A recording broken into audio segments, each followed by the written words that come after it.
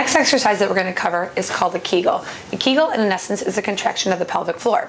The pelvic floor is, again, very important in maintaining control and stability for the pelvis. The pelvic floor muscle group starts from one side of the hip bone, goes around to the other side of the hip bone, side to side, and from the pelvic bone in the front back to the tailbone in the back. And so in essence, it looks like a bowl that's kind of sitting at the bottom of the pelvis, and obviously the bladder and all the organs sit inside and top of it.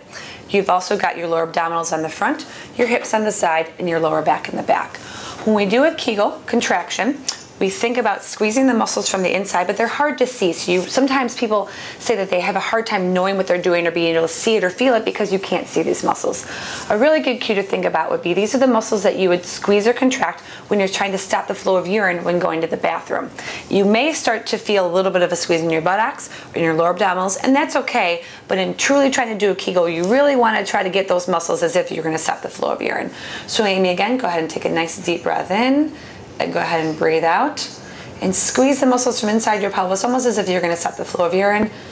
Excellent. And then relax. You're not going to see anything with this contraction, but you'll really feel like a nice good squeeze on the inside of your pelvis.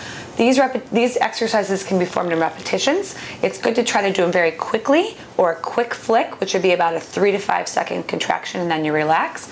And also to do for endurance. So you want to hold them for about a good long 10 seconds. Multiple repetitions would be good. We recommend usually about 10 to 20 of them. Again, in multiple positions. She can do them laying down. She can do them sitting. She can do them while you're at a stoplight of a car, while you're watching commercials on TV at home. Anything to just get that pelvic floor to contract.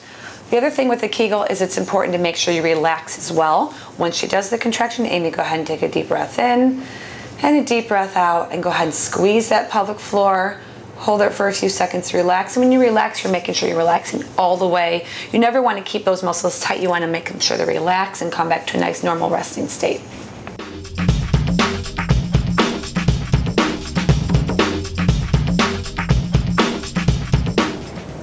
Some of the stretches and exercises that we just showed are just a small piece of what physical therapy for pelvic floor dysfunction, for pelvic health for both men and women would entail.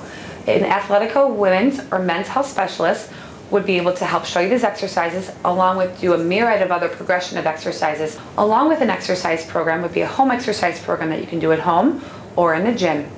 Also, we go over different lifestyle modifications. We also started to talk about dietary modifications. Are there things that you're taking in regards to food or drink that may be irritating your bladder, that may be causing you some of the discomfort that you're feeling at and around your pelvis?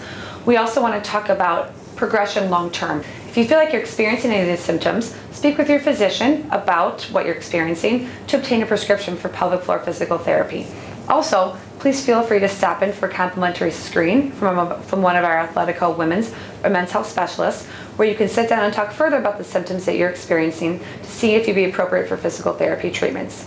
Also, please feel free to visit our website at www.athletico.com to learn more information both about Athletico physical therapy and women's and men's health physical therapy.